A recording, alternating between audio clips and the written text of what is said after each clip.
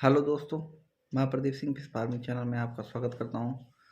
दोस्तों, आज मैं कुछ अपने पर्सनल टॉपिक्स पे बात करना चाहता हूं कि दोस्तों तालाबों में कैसे कौन-कौन सी मछलियां हो जाती हैं या किन-किन मछलियों को पालन किया जाता है, किन मछलियों का पालन नहीं किया जाता है, अपने आप से पैदा हो जाती हैं। तो मैं पूर्वी उत्तर प्रदेश की बात बताऊँगा। मेरा गाँव कुशीनगर ज़िले में पड़ता है और हम गोरखपुर से सटे हुए हैं। तो गोरखपुर से हमारा गाँव 20 किलोमीटर है और यहीं पे मैं मछली पालन करता हूँ और मैं इधर के तालाबों के बारे में जानता हूँ, ज़्यादातर इधर ही देखा हूँ, तो मैं आपको इधर के तालाबों के बारे में बताऊँगा। यहाँ के तालाबों को का कौन-सी मछलियाँ पाई जाती हैं। तो उसमें मैं बताना चाहूँगा कि देसी मछलियाँ कुछ होती हैं जो अपने आप पैदा हो जाती हैं। ज़्यादातर हमारे यहाँ देसी मछलियों में सिधरी फिश आपको मैं बताना चाहूँगा कि सिधरी फिश अपने आप सबसे ज़्यादा पैदा होती हैं और ये अधिकांशतः बरसात में पैदा होती हैं और ये सभी छोटे बड़े तालाबों में पाई जाती हैं सिधरी फिश। और सिधरी फिश के बाद हमारे यहाँ टेढ़ा फिश कहा जाता है। ये इनका साइज 1.5 इंच से ज़्यादा नहीं होता है। और टेढ़ा फिश के बाद एक हम लोग कवई कहते हैं, जो तिलापिया से मिलती जुलती है लेकिन उससे छोटी होती है कवई फिश। और कवई के बाद एक स्नेक हेड की तरह होता है लेकिन छोटा होता है, हमारे यहाँ गिरई कहा जाता है। और गिरई के बाद यहाँ पर देसी मांगुर और सिंगी अधिकांशतः मिल जाते हैं तालाबों में। और इन मछलियों को लाया नहीं जाता है किसी न किसी सीड के साथ या बरसात का पानी बह के आ जाता है। तो हमारे यहाँ बहुत से तालाब ऐसे हैं जिसमें मछलियाँ अपने आप आ जाती हैं, लेकिन जिन तालाबों का बंधाकरण किया गया है उनमें कुछ मछलियाँ नहीं आती हैं। तो आपको मैं बताऊँगा कि इसमें से आपको ये जो बता रहे हैं कि मांगुर, देसी मांगुर और सिंगी इसका पालन किया भी जाता है और ये मछलियाँ अपने आप से भी पैदा हो जाती हैं। अपने आप से पैदा होने का मतलब दोस्तों कि अपने आप से नहीं पैदा होती हैं, सीड के साथ कहीं न कहीं से आ जाती हैं छोटी मछलियाँ। तो ये या बरसात का पानी तालाब में आपके आया है तो उसमें भी आ जाती हैं। और एक गिरई फिश, सिधरी फिश, टेढ़ा फिश और हमारे यहाँ एक टेंगना फिश भी होता है।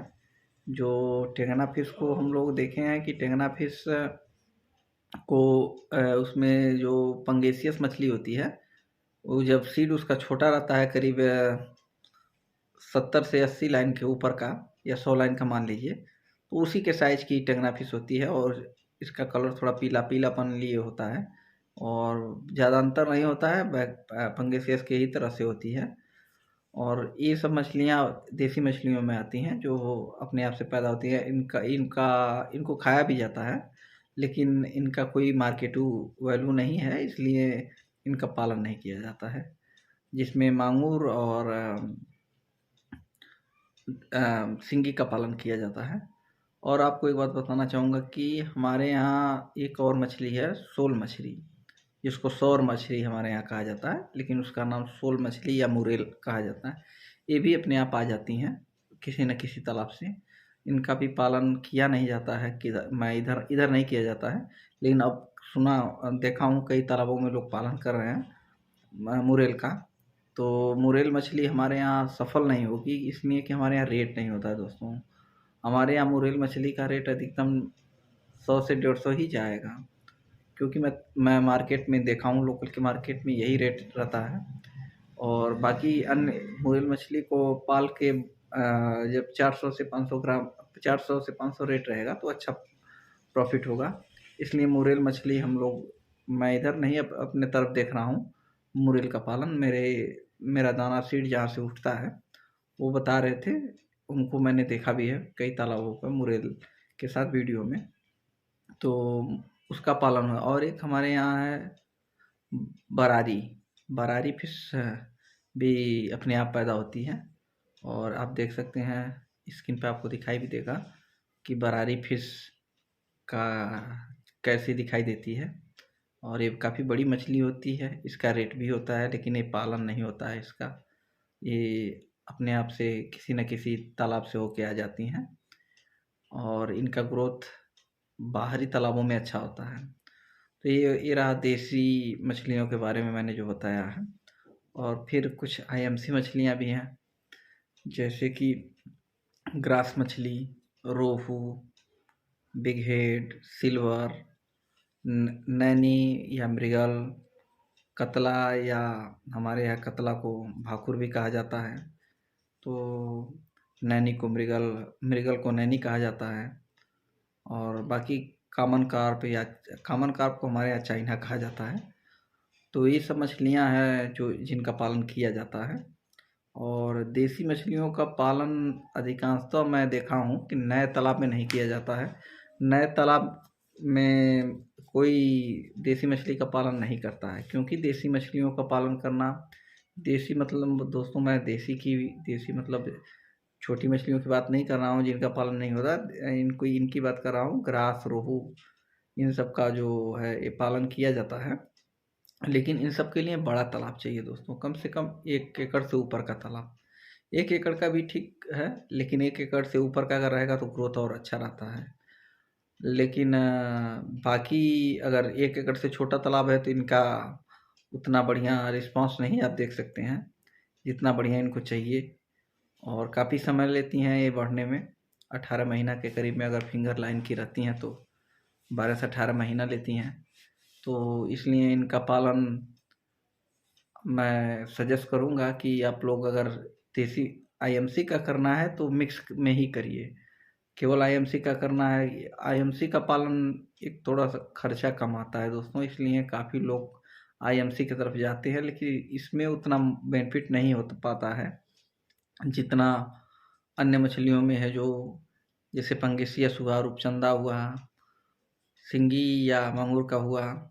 इस सब का पालन आसानी से होता है और इसमें हाई डेंसिटी में किया जाता है, तो इसका प्रॉफिट ज़्यादा आता है। अगर आपके पास पर्याप्त ज़मीन है, 1.5 एकड़ से ऊपर, 2 एकड़, 3 एकड़, 4 एकड़, तब आप आईएमसी कर सकते हो उसमें। बड़े तालाब के लिए आईएमसी नुकसानदायक नहीं होगी, क्योंकि ये ज़्यादातर नेचुरल फीड पे रहती हैं। और इसमें ग्रास कार्प का पालन छोटे तालाब में, बहुत छोटे तालाब में नहीं, लेकिन ग्रास कार्प का पालन किया जा सकता है, इसलिए कि उनको बरसीम, बाजरा या हरा चारा पे उनको उनका ग्रोथ होता है। और बाकी जो मछलियाँ हैं वे नेचुरल फीड ही खाकर बढ़ती हैं, और कुछ जैसे खली हुआ, ब्राउन हुआ, ये सब डाल के भी खिलाया जाता है। तो मुख्यतः इनके लिए, आईएमसी के लिए बड़ा तालाब में ही ग्रोथ होता है, छोटे तालाब में ग्रोथ नहीं होता है। मेरा छोटा तालाब है, मैं करीब 1 एकड़ में 5 तालाब है मेरा। तो इसलिए मैं जब भी आईएमसी करता हूँ तो मिक्स क्रॉप में ही करता हूँ। मेरे तालाब में आप देखेंगे कि पंगेसियस मुख्यतः है, और पंगेसियस के बाद रूपचंदा भी है, कॉमन क्रॉप है, फिर रोहू भी है, कतला या भाकुर, सिल्वर भी है, ब्रिगेड है। और सिल्वर ब्रिगेड हो गया दोस्तों, और कॉमन कार्प, ये सब मछलियाँ हमारे में हैं। ये सब मछलियाँ थोड़ी-थोड़ी मात्रा में मिक्स में है। तो अगर आप आईएमसी का पालन करना चाहते हैं तब भी मैं यही करूँगा कि मिक्स ही करें, क्योंकि कुछ मछलियाँ हैं जो नेचुरल फीड खा के बढ़ती हैं, कुछ मछलियों को खिलाना पड़ता है। तो जैसे ग्रास है, ये काफ़ी ज़्यादा एक्टिव होती हैं घास-वास खा के। तो बड़े तालाब में ज़्यादा प्लैंटन बनता है, तालाब का पानी में खनिज पदार्थ ज़्यादा मिलते हैं, तो बड़े तालाब में इनका पालन बहुत अच्छा होता है आईएमसी का। तो कभी भी अगर आईएमसी का पालन करना है तो बड़े तालाब में करें, तो अच्छा ग्रोथ, अच्छा प्रॉफिट मिलेगा। छोटे तालाबों में उतना प्रॉफिट नहीं मिलेगा जितना होना चाहिए। और मछली पालन अगर करना है छोटे छोटे तालाबों में, तो फिर आपको कमर्शियल फीड खिलाकर ही आप सक्सेस हो सकते हैं। तो मैं अपने छोटे तालाबों में बता रहा हूँ कि मैंने अपना छोटा-छोटा जो तालाब बनवाया, इसमें आईएमसी मिक्स के लिए ही रखा हूँ, क्योंकि लगभग एक एकड़ में आईएमसी को 3500 से 4000 सीड स्टॉक करना होता है। बड़ी बड़ी मछलियों की बात कर रहा हूँ, कम से कम 100 ग्राम की। अगर आप छोटा स्टॉक करना चाहते हैं आईएमसी को 1 एकड़ में, तो कम से कम 6,000 छोटा का मतलब फिंगर लाइन से नीचे नहीं, कम से कम फिंगर लाइन के ऊपर ही रहे मछलियाँ, 40 लाइन 50 लाइन की। तो 6,000 7,000 सीड स्टॉक करेंगे तो आपको लास्ट में 4,000 सीड मिल जाएगा।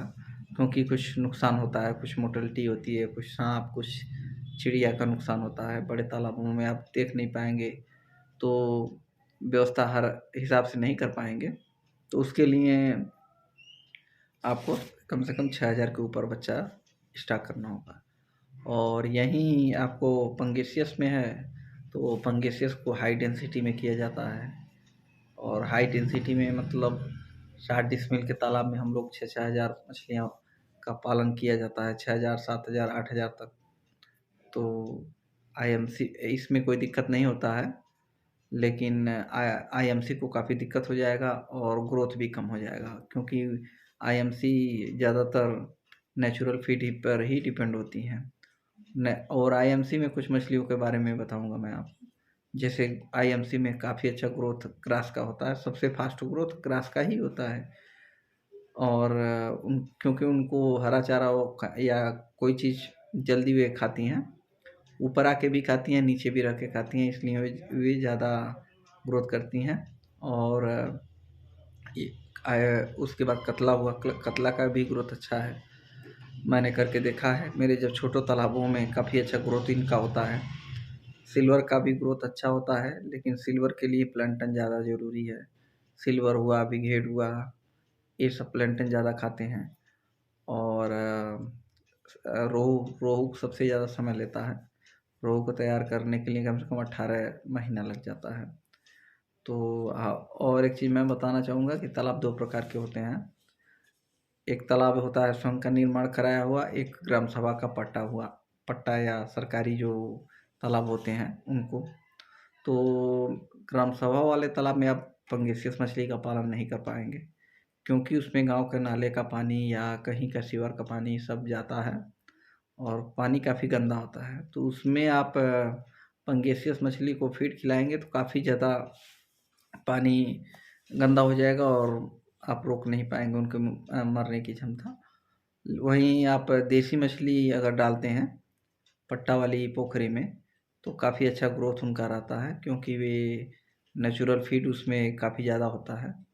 और मैं आपको बताना चाहूँगा कि अगर आप कभी भी देसी मछलियों का पालन करना चाहते हैं, तो ग्राम सभा वाला पट्टा वाला पोखरा काफ़ी आपके लिए सस्ता होता है। लेकिन इसमें हमारे यहाँ कुछ पाबंदियाँ हैं। हमारे यहाँ सिर्फ एक निषाद वर्ग को ही मिलता है पट्टे का पोखरा, और बाकी वर्ग को नहीं मिलता है। मेरे ग्राम सभा की मैं बात कर रहा हूँ, तो मेरा कोई पट्टा वाला तालाब नहीं है। मैं अपना निजी तालाब खुदवाया हूँ, तो मैं ज़्यादातर आईएमसी का पालन नहीं करूँगा, क्योंकि मुझे ज़्यादा जल्दी ग्रोथ करना है। आईएमसी का तालाब बहुत बड़ा होना चाहिए। तो अभी कुछ आगे मैं बता रहा हूँ दोस्तों कि और कौन कौन सी मछलियाँ और क्या क्या आपको करना चाहिए तालाब के लिए।